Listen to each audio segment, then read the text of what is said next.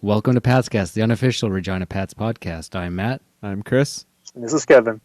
And this is our episode for March 19th, 2019. Puzo Wade up the middle for Alkamov across the Brandon line, drives the net, shoots and scores! What a goal, Sergei Alkamov! Pratt's got it again, right point for Scholler, wrist shot, scores! Liam Scholler in his final home game in the league, ties it 3-3. What a moment! For the left side, stick save, rebound in front, they score!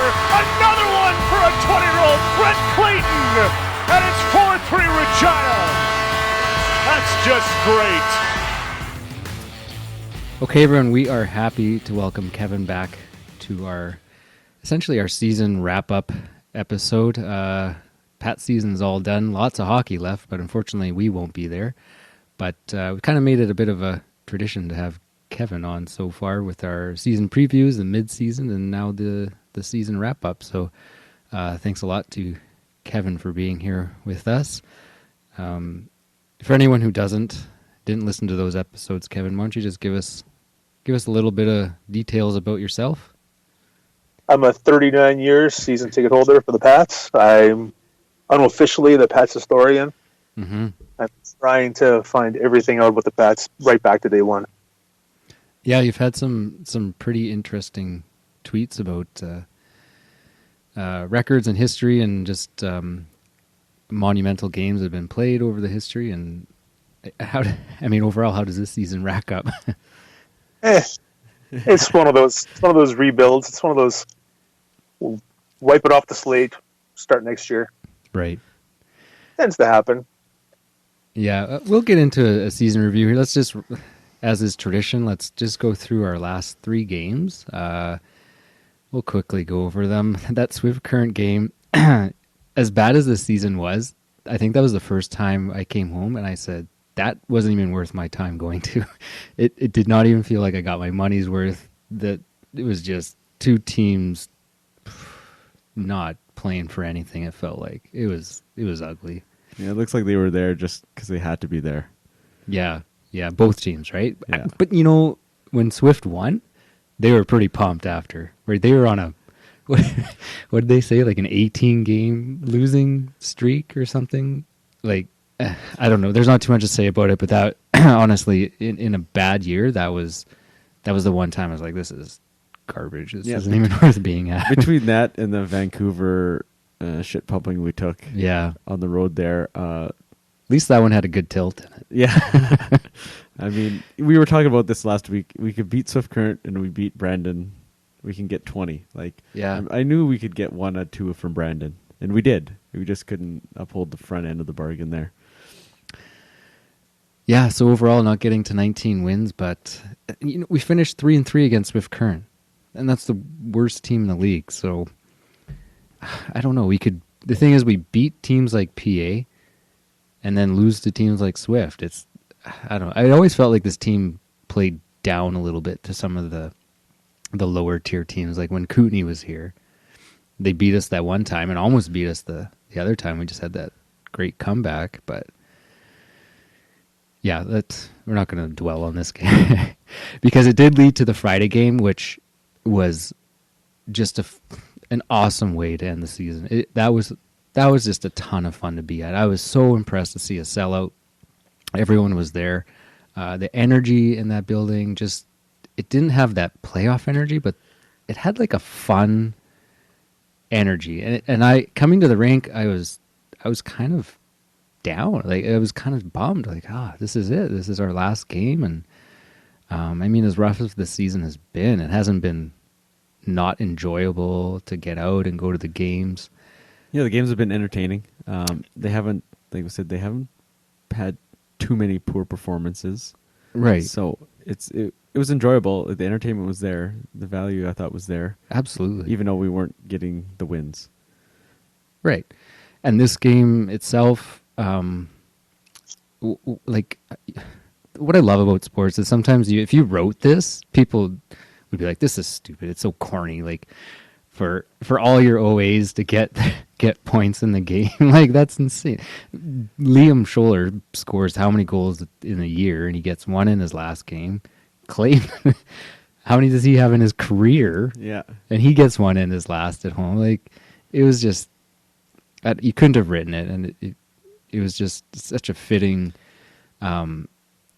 way to end the season. And it was a lot of fun, and I'm glad they won, and they got to celebrate on the ice after. I really liked Liam Scholler's speech there. Like, what a well-spoken young man, obviously a leader. Just, I don't know. It was just a great game. I just felt really good leaving after that. And yeah. I was impressed by that speech as well. I thought that was because you got very well done. The kid's only like 20 or 21. I don't know if he's had his birthday yet, but to get up there and talk the way he did, and yeah, it was just I felt really good leaving the rink. Excited for next year now. What did you think of that, Kevin? It was amazing. I mean, it was probably one of the best games of the year. It was exciting. The crowd was into it. It was good.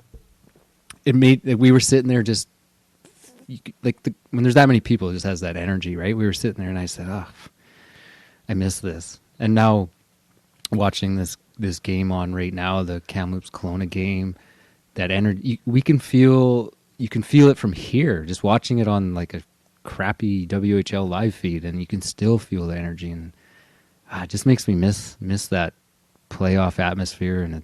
But I mean, you got to pay your dues, and that's what we're doing. Makes me excited more for the future. Yeah, I mean, specifically about the game, Brandon was playing. They were literally playing for their lives in this game, and I don't know what happened. Their wheels just fell off. I thought we played good in the first period, despite giving up the 2 goals. We had 2 mistakes, and they were in the back of the net. 2 tiny little mistakes, and all of a sudden it's like, we scored quick. You know, we controlled most of that play that period. I thought, and we just couldn't score. And then we a couple mistakes in the back of the net, and it's like 2-0. Yeah. Here we go again. Yeah, that's what it felt like.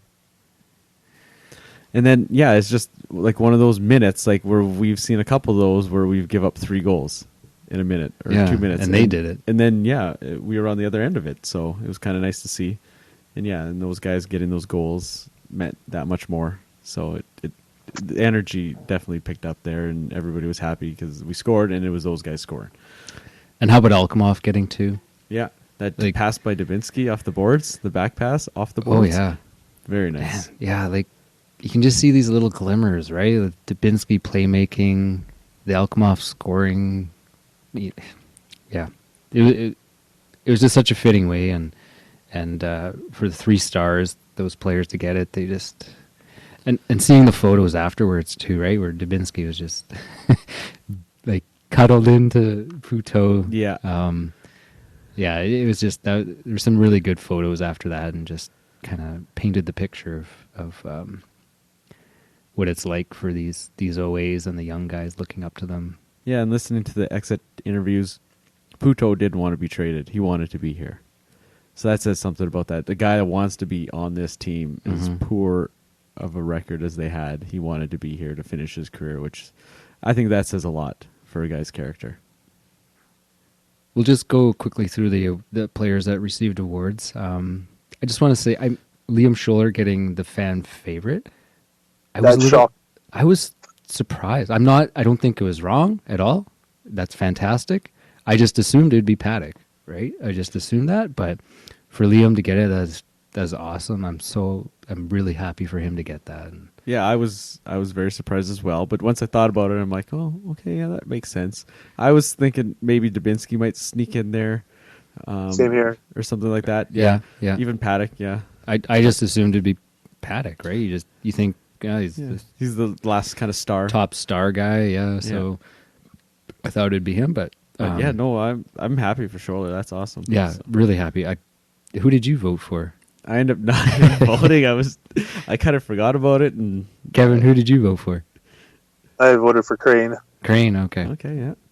I put one in for Nighthawk, our pizza boy. So put one in for. Oh Just run through the other ones for us, Chris. Player of the year, Austin Pratt. That's Yeah. I mean, looking again to the future here a little bit, to have him as, I think because he won Player of the Year. Didn't he win a leadership or something like that as well? Or He also won the top scorer. I don't think there's too much of an argument that he'll be the captain next year. Seems quite fitting. He seems to be kind of stepping into that role and a quality guy to put into that spot. And he also won Sportsmanlike Player of the Year. Right, that's what a That's the other one. Sportsmanlike. Yeah. Because how many penalty minutes did he have? Like 21. 21. And I was like, oh man, that's pretty low. Because I know he got a 10-minute misconduct at the end of the game just a few games ago. He was chirping the ref there, and he got a 10 right at the end. I'm like, man, he only had 11 penalty minutes, but no, they don't count that 10-minute into his penalty minutes. So 21 actual penalty minutes.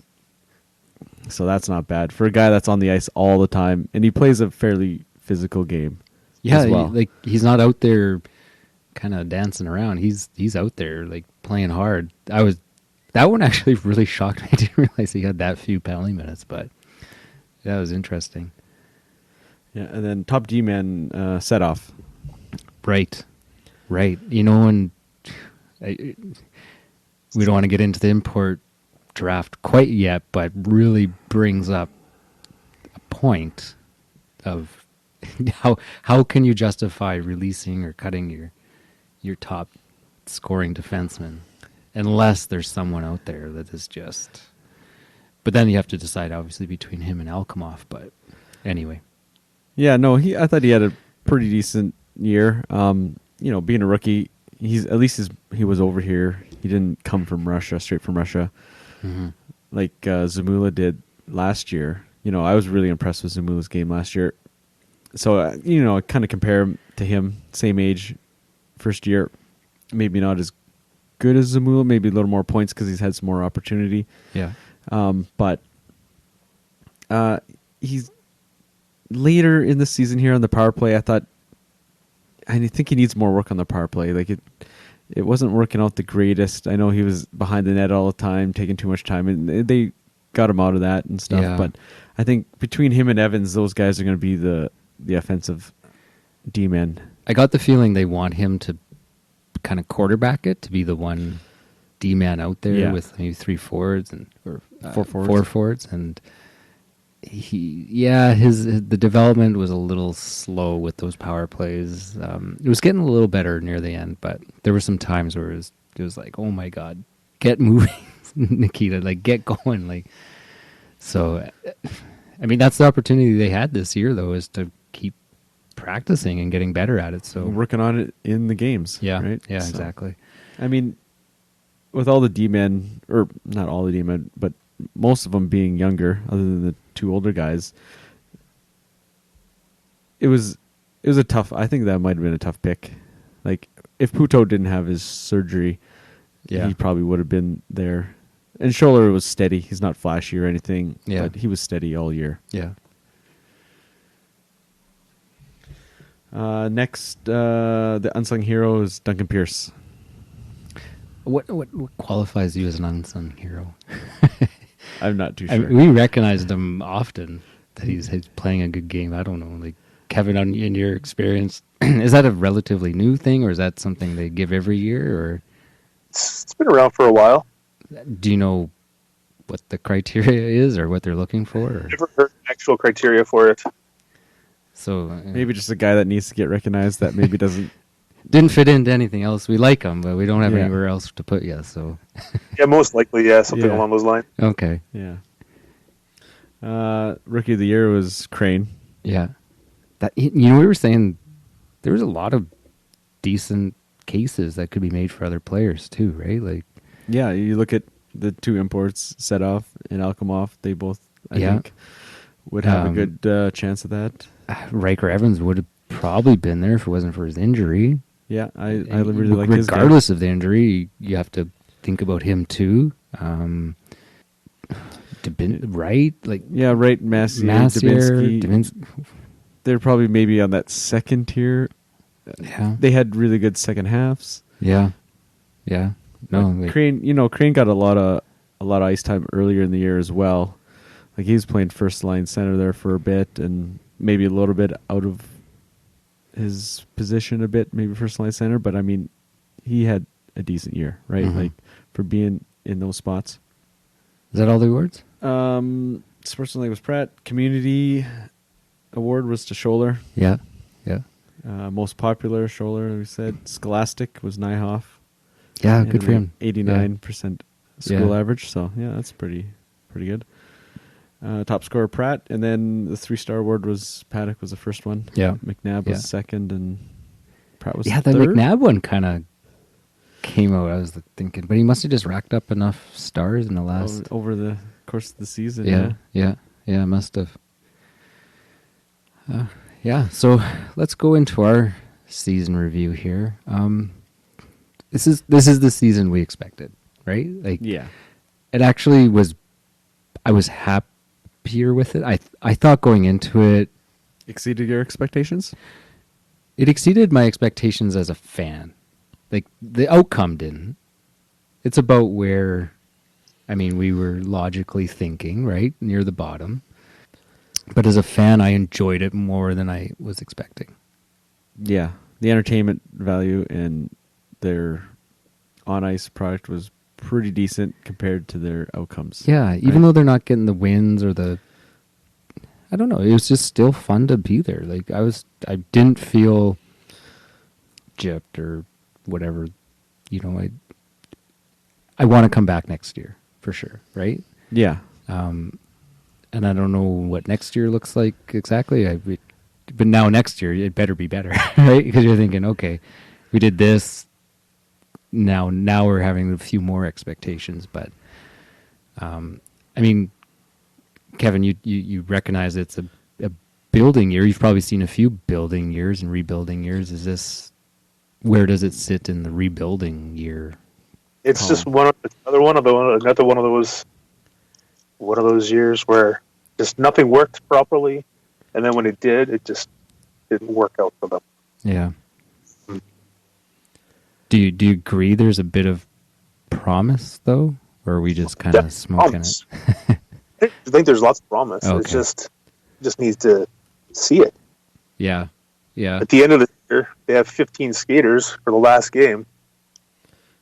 So it was all or nothing for those guys. Yeah. They had something to prove, and they played well the last 2 games. So hopefully it'll carry over.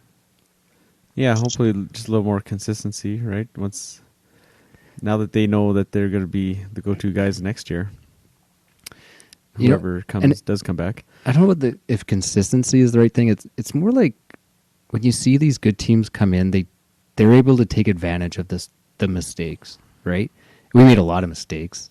Yeah. But even, for instance, that Brandon game that was here, we did too small, like they're so fast. It was like 2 seconds of a mistake and it's in the back of your net, right? Yeah. And Brandon's not even a powerhouse, right? Like you think of the better teams taking advantage of those mistakes. And I think that we just didn't have the scoring touch rate this year, and combined those mistakes combined with the lack of scoring. Yeah, and to take advantage of other teams' mistakes wasn't there. So, I don't want to bring up that Swift Current game, but they were so bad. Swift looked terrible. Their passes, they were so slow, and we couldn't take advantage of that. We couldn't take it to that team. So that's my hope for next year, is that when that kind of stuff shows up, whether it's Swift or whoever, has a crappy game, we take it to them. And we kind of did that against in Edmonton. Remember when they were here and they were just off? We took it to them, but I guess bringing it back, I guess you're right. The consistency has to be there, because there were times that it was. Yeah, it was nice to see that we weren't getting blown out, right? Like we could have been Swift Current when they went through that road trip and gave up, what was it? That Edmonton or Alberta road trip where they gave up 20 goals in 2 games. That didn't happen to us. Yeah. We had enough skill to compete in most of these games. What's your memorable game of the season? Ooh, that's a good question. Mine's the PA road win. That was pretty fun because that was a big win. I don't know if it was the best game per se. Yeah. Yeah, no, that's very fair to say. I think that's one of the more memorable points of the season for me. Yeah, that was mine. Maybe the comeback against Kootenay. Yeah, I thought that was good as well. It's tough for me to pick out one game, but Kevin, yours? Mine was the last home game, eliminating Brandon playoff contention. That's all that mattered to me. That's pretty sweet. Yeah, that is a good point. Yeah, because they had everything to play for, and we had nothing to play for, and we got it done. Yeah. That was like I said a few times. That was an awesome game to be at. It left a really nice feeling going into the off season. I didn't even watch the last game in Brandon. I didn't watch it. I was happy with where it was, and I'll just leave it at that. Yeah, I'll just end here. We didn't even talk about that game, obviously. Yeah, just skipped right over it. Anything you want to wrap up? Any comments about this season, Kevin?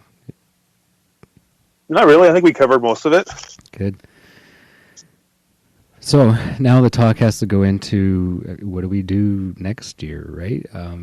We talked a bit about last episode about the import draft, and a few more little rumors and stuff are coming out that there is a Euro skater somewhere out there playing in North America that that we could possibly pick up. I don't know how true that is or anything, but I guess it's still the debate. Like, if you look at Sedov, that was your top scoring defenseman. Alkimov, he's been streaky, but when he does score, he's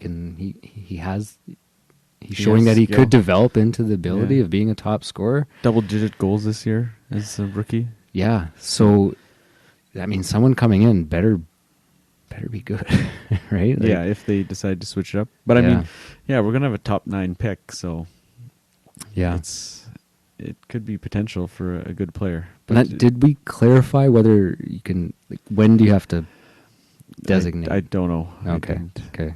Look too much into that. I don't know if Kevin, you know any more details on that, but someone else is making that decision. We're just kind of 3 guys in the stands talking about it. Really, that's all we are.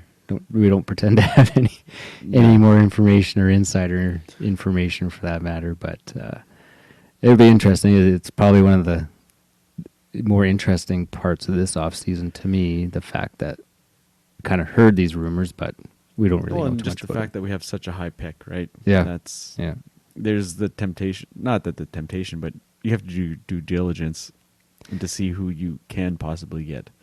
Doesn't matter who you got. You got to look. Can you ever trade import draft picks?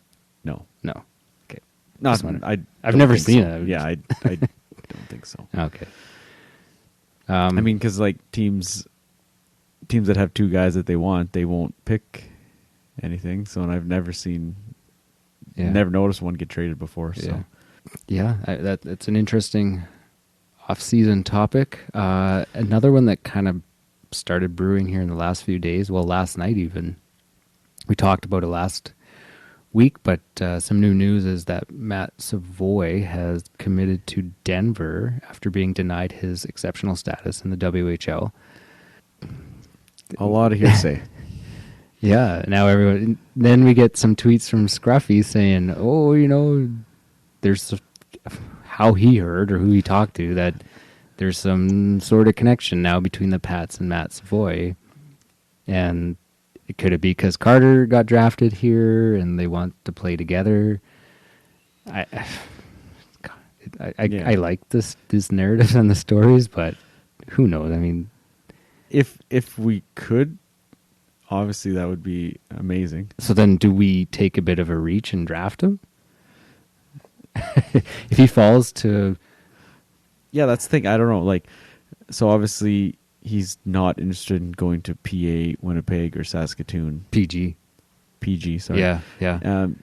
that's why he puts that out before the draft. Yeah, to lower his stock value. Yeah, I'm going to school. Whether or not he has teams that he wants to go to or not, like there's all that back channel stuff and whatever goes on. I know, like it's going to be an adventure. Yeah. But I mean, I think the more likely case scenario would be if somebody does take him and he wants to go there, we can trade Carter's rights for something. I think that's maybe a little more realistic. What does Carter pull though? I mean, he's successful too. He's kind of get overshadowed, but he's a darn good player too. Yeah, exactly. Rookie of the year in the AJHL as a 16-year-old. So, yeah, interesting. Yeah, you wouldn't. Yeah, Matthew's got to sit out not sit out, but he wouldn't be here till next year. Yeah.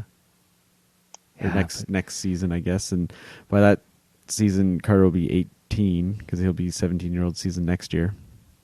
Does give you that little glimmer of, what if we got Carter and Matt? Wow. Yeah, that would be interesting. Yeah, that would be. I mean, regardless where he goes, if it's not the WHL, it's a shame for the WHL as a league and exposure. It's too bad. It's. I don't know. You were watching this game here, and like Trevor Wong, like he said he was going to school, and then so that lowered his draft stock. Yeah. And Kamloops drafts him, and all of a sudden they sign him. So see what happens. Yeah, you don't know. It's a bit of a game between the players and the leagues and teams, and I think that's evolved over time now that the NCAA is a lot more. It's a viable option. Absolutely. Because back in the day, it used to be WHL or nothing, right? Like, yeah. Nobody really thought about going to school. Yeah. Yeah, interesting. I'm glad it's just, again, we're just guys watching this, and it's certainly an interesting narrative. I think maybe the more realistic option is getting Semlanic, right? Since he's decommitted or whatever happened there, right? So yeah, whether or not he plays next year at the USN D2P or not, but yeah, I think they're hard on him, or recruiting him hard. But yeah, for next year, I think.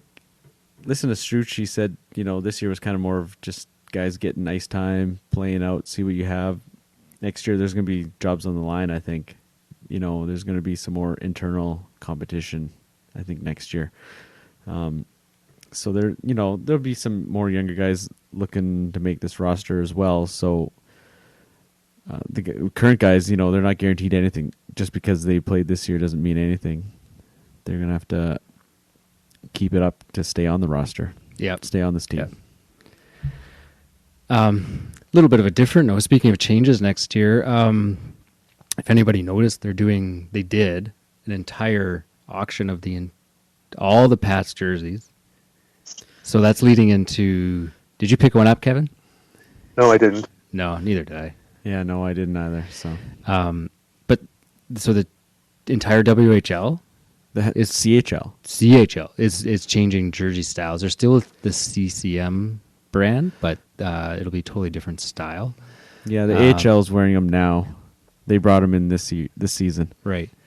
And they wore them in the Top Prospects game. Yeah. So just some new material, new styling. Yeah. I don't think anything's going to happen to the logo per se. Just jersey material and fit and finish. Yeah. Depending, still CCM, so the colors should be the same. It should all be the same, I think. Yeah. Because they just changed, a few years ago, so I wouldn't see them changing again. It was kind of a weird auction, though. You were following a little more intently than I. I didn't really have any intention on buying anything, but yeah, I was taking a look at maybe picking up Lecition. I wouldn't mind one of those, but it was weird because I put a bid in, and then I was outbid right away, and all this, and it was kind of by the same account. This account had bought multiple jerseys, and then it seemed like somebody suggested, it's the family. They have kind of reserve bids on them, even though it said no bids. Oh, okay. So I don't know if that's what happened. So that one account user was like the team set up for families or whatever. Okay. Because I bid on Lecition, and then I was outbid like almost instantly. Yeah. and then I bid again a couple more times, and I was like, okay, well, I'm done. So then I just threw in a token bid on Nyhoff, and then I was outbid in 5 minutes. And I was just like, oh, all right, like it was kind of weird. So I was like, I kind of brought it up, and somebody's like, oh, I think that's what's happening is the family has reserved bids on it. So they just told the team, hey, we'll spend this. But so they weren't actually the family wasn't doing the bidding. It was just this one account. Yeah, and there was no bids on the jersey. It's just as soon as I bid, they bid. Yeah. Because theirs was higher, right? So it was a proxy bid. I see. So that makes a little more sense then. I wasn't really too keen on anything else. I know they'll probably be selling off some of those blanks later, maybe for a little cheaper. If you get a game weight for $100 later on, maybe I'll throw in a Lecition and frame that one up or something. Yeah. Because I think the Lecition ended up over 600, so that's way out of my price range. All right. Well, pretty much wraps up Pats news, I think. Hey, anything else you want to bring up about the Pats, Kevin, before we move on to the rest of the league? No, just looking forward to next year. Yeah, I think we all are. The bottom of the barrel here and looking to the upswing next year, hopefully. If that's as bad as it gets, I can live with that. Like, it was still okay hockey to go and watch and get out, and so I know I remember 04-05 there. Like, we went to I don't know how many games. We weren't season ticket holders that time, but we went to I don't know how many games in a row, 10 games in a row, and they lost every one. But I mean, we still went. Like, still night out. And, yeah. That was the last year I ever left a game early. Yeah. 2005. It was bad. It was not a good. Yeah, I didn't leave. The only one I left early was I was with my wife and her friend at the Red Deer game. Oh yeah, the one I didn't make. 9 something. I was like, okay, yeah, I get it. We can go. I think that was the only one though. The only one, it was last year I left early. It was the Teddy Bear Toss because you didn't make it, so my buddy and his kid came. Yeah, I ended up leaving early, and then I missed Mahura's hat trick, but we were down like 4 goals. And I can't remember. Yeah, I think they left a little earlier than I did, and I was just like, all right, yeah, I'm going to leave. And then there was a fight, and there was like 30 seconds left, and then I left. And then I missed the goal with like whatever, how much time left, like 2 seconds, and it was a hat trick. And I was like, oh. I brought the hat trick hat a few times. So last year, Chris and I think we both brought hats. Yeah. Pretty much every game. Yeah. And we never did get to throw them because after Oxenden scored his. And yeah, nobody threw a hat. So then we're like, oh, we'll bring hats every game now. And never did get to throw them. I think I brought it a few times this year, not too many. Because there wasn't too many times I thought we were going to actually pull off a hattie. But I think, I think Henry had one on the road. Yeah, he had one on the road. 3 in a natural hat trick, 3 in a row. Was that it for the year? Historic Pat's stats? Did we have one? Just the one hat trick? Didn't Ty Cole have one on the road? I was thinking about that. Oh, yeah. He had one in Calgary. Yeah. Yeah, I was thinking if he had, I couldn't remember if he had 2 or 3. I think he got the hat trick. Kamloops just scored. Yeah, then he had 2. He had 2 in the last game there, and then a shootout goal as well. So he's a streaky kind of guy. It seems to come in clumps. Yeah, I'd like to see some consistency out of him next year. Like he's got the skill, you can see it. Yeah, we're just watching this replay here. Oh, by his own D-man. Oh man. That's the defenseman wasn't even looking at the puck barely. Oh, that was bad. After all the chances early in the game, like all the good chances, that was oh my goodness, tough one. Anyways, let's look at the dub and getting into playoffs now. Some pretty good matchups. Why don't we start in the East here? Even looking at PA and their number 1 seed going up against Red Deer. I've said it for a while. I'm not sold on PA being. I think their record flatters them. When they come up against these teams, you could see against Vancouver, they lost against Red Deer a few times, or at least once. Yeah, Red Deer's played them close. They've all been close games. Yeah, that's gonna be a tough series for them. They don't have any extra forwards on the roster. Like if they have any injury issues, like we've seen, with 2 years ago there with the long playoff run, how injuries take a toll. Like they don't have Yep. any extra forwards on the roster. That was kind of a stat that I heard today. I was like a little surprised by that.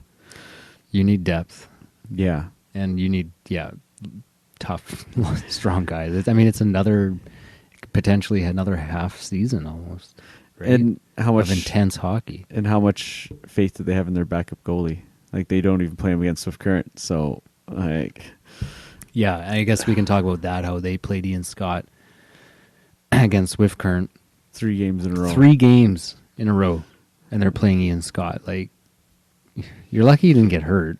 That'll be an interesting series. I could see Red Deer.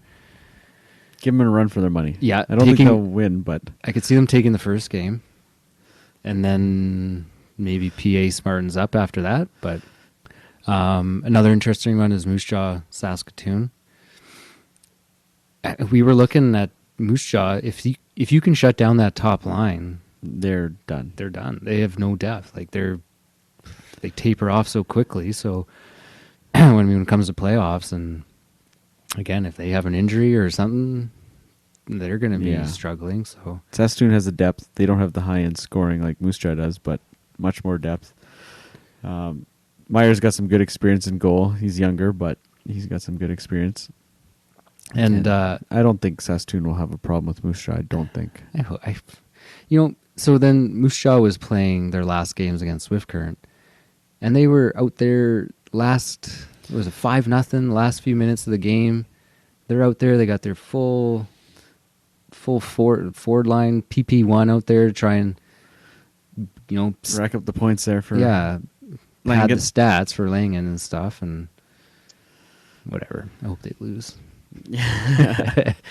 I'm actually try and catch that game this weekend in Saskatoon.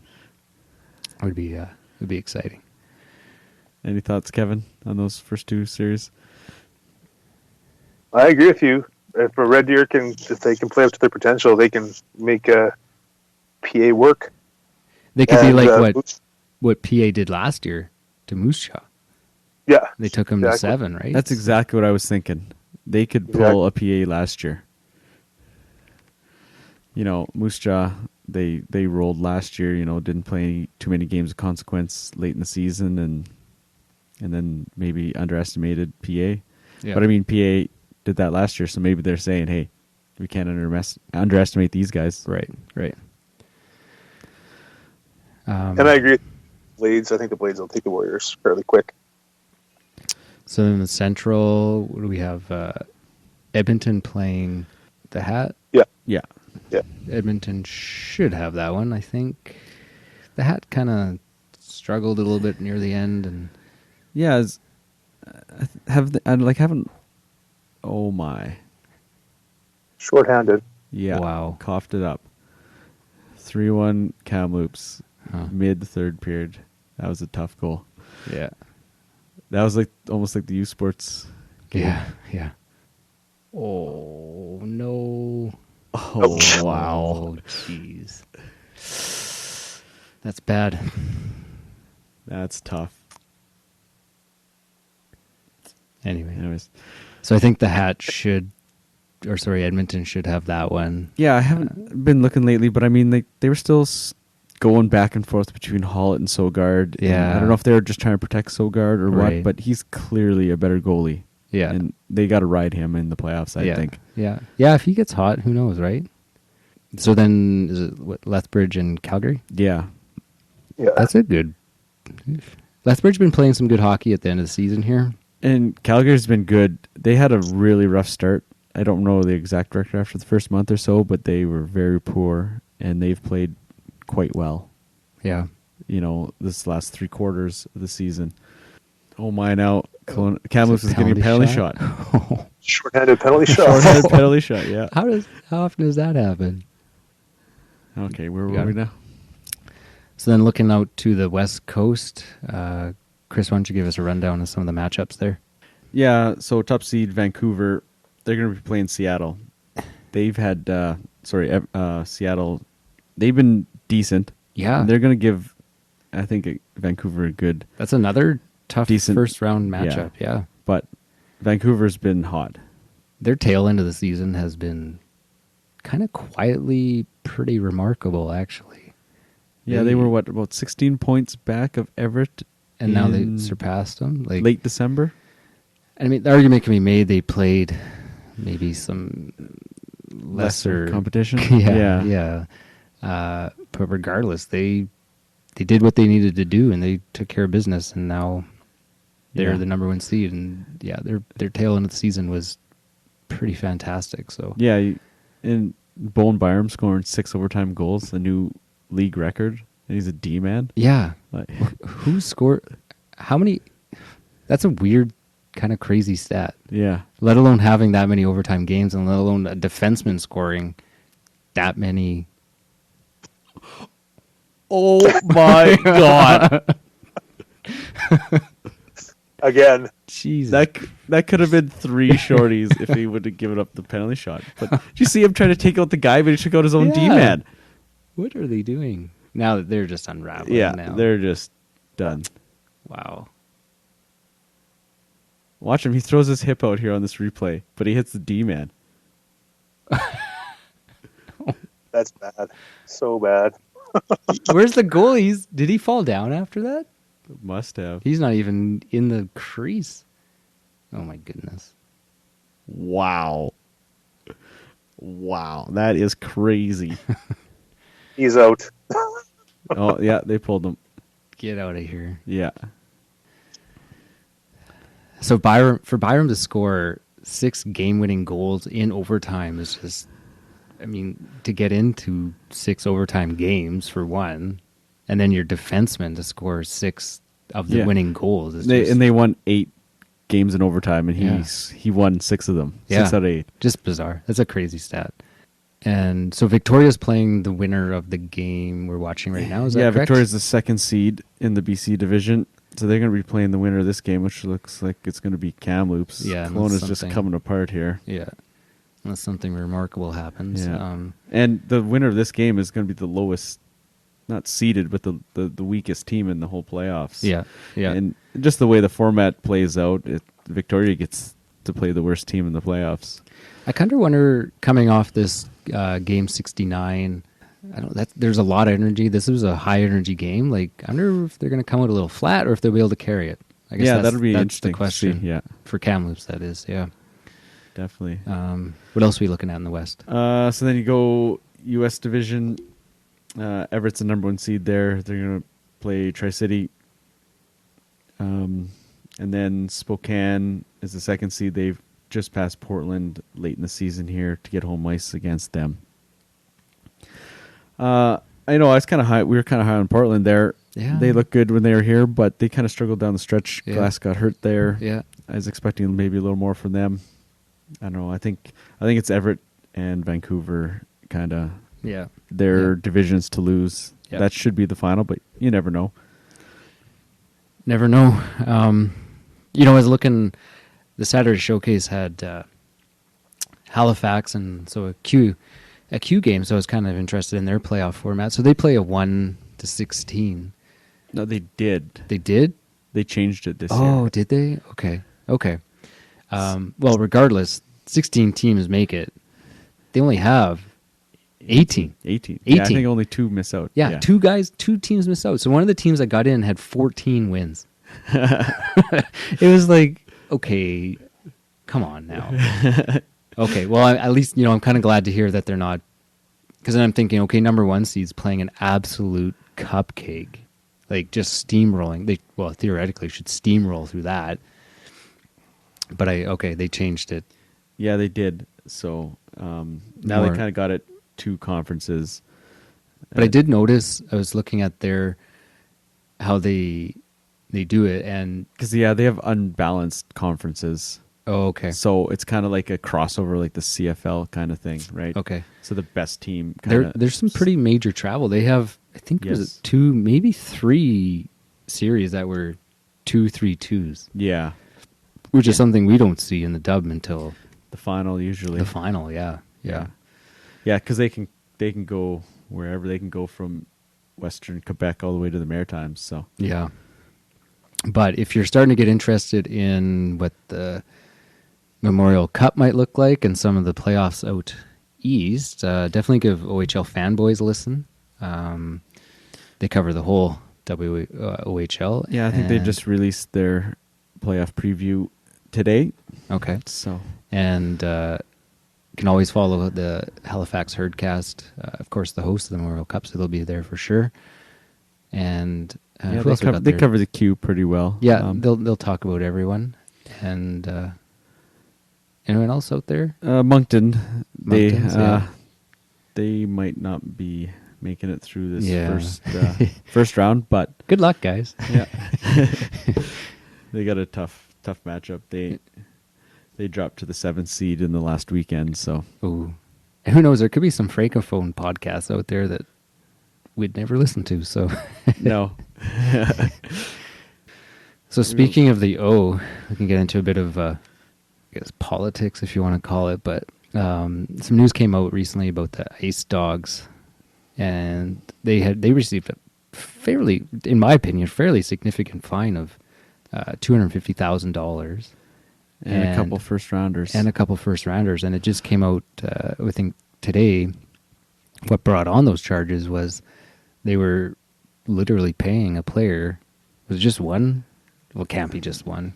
Yeah, if it's one, it's a lot. They were paying him $10,000 a year. Yeah, to play. That's some serious money. I guess. Yeah. Right. I mean, other teams that got caught doing this. I don't know. They thought they just wouldn't get caught. Like. Yeah. Yeah. They came out with a statement saying there's no current players or staff that were involved in this, so it was past. But didn't they say it's the same ownership? Yes, it is still the same ownership, so you never know. There's still some fingers in the pot there. Portland got busted there a few years ago, and everybody says London's guilty. Is it just one of those things that every team does? It's just who gets caught? Could be. Yeah. I don't know. Yeah. Right.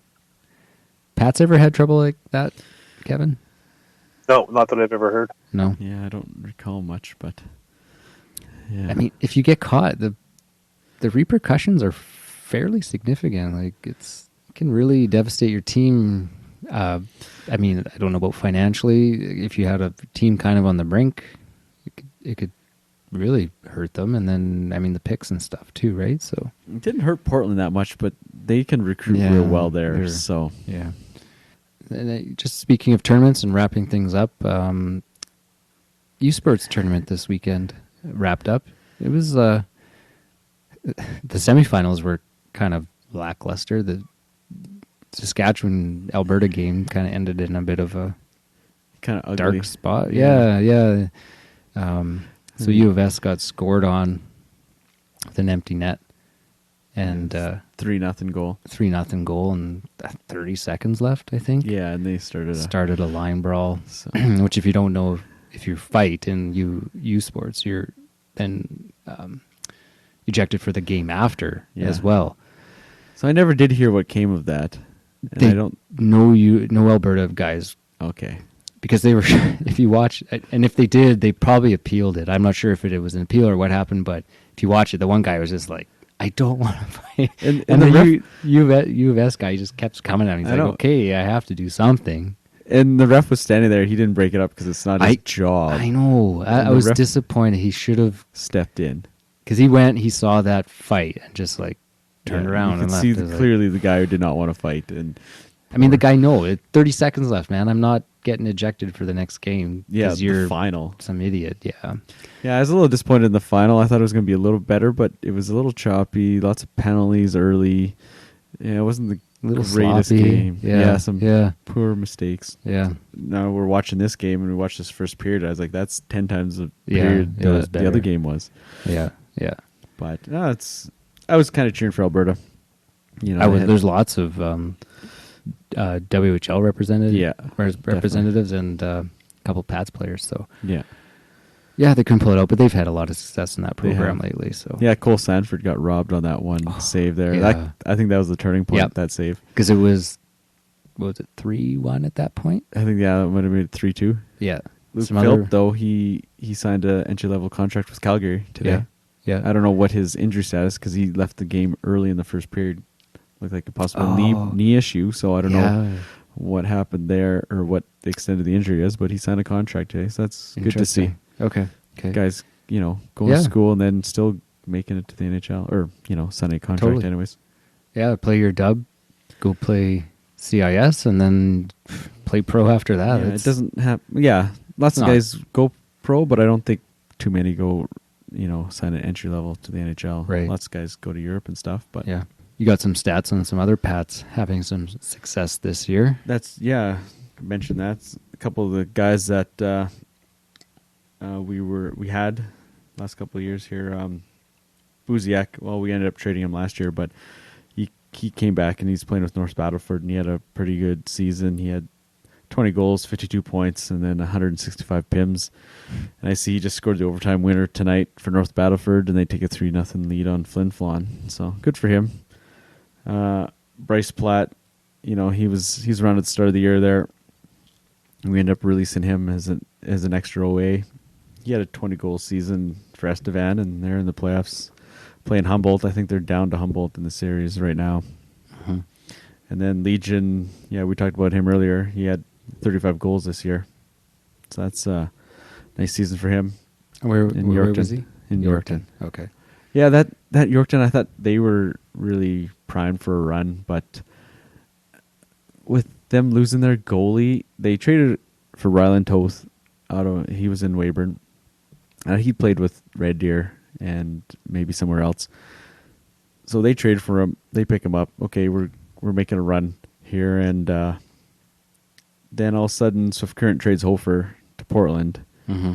and then they bring in Ryland Toth, and we kind of talked about that, like Riley Lamb.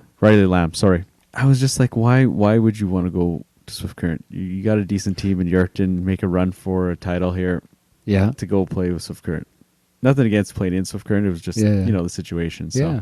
But I mean, he did, and now Yorkton. Yeah, I think they struggled a little bit here, and they might not make much noise in the playoffs. Legion, he had a good year. We knew he was a goal scorer. Yeah, and 35 goals this year. That's good for him. Not okay, gentlemen. Anything else you want to bring up? We had a lot to talk about tonight. No, I'm happy overall. Happy with the season. Look forward to next season. And it's not without a few question marks going into the off season. We'll see how that plays out. And be back. I think we'll do an import draft maybe recap and Bantam draft recap. Yeah, and maybe do an update show on our prospects, the young guys that are playing midget and stuff as well. So try to keep some information, get some out there for you guys. Yeah. Otherwise, I'm excited for summer though. Today it is the nice weather. Is just like man, it feels nice. Out in the t-shirt today, enjoying the weather. So, any closing thoughts there, Kevin? Isn't the Bantam Draft lottery tomorrow? Yeah. That is right. The lottery is tomorrow. So, kind of the wind of the sails is taken out a little bit. Just I think so. With the recent news with Matt Savoy, but that is tomorrow. So, we'll because know. He was guaranteed number one. So, see what happens. For sure. There'll be definitely some intrigue there. Yeah, it's too bad the Pats didn't have that pick. Yeah, yeah. It's always what if, right? Yeah, but you can't go. You can't look back on it, and I know there's always that talk. Well, was it worth it? You can't just sit. It's on hindsight, right? It is, but we were in the final 2 years in a row. Can't argue with that. Yeah. Can't win them all, but right on. Anything else you want to bring up, Kevin? You good? Maybe Savoy will be available at 17.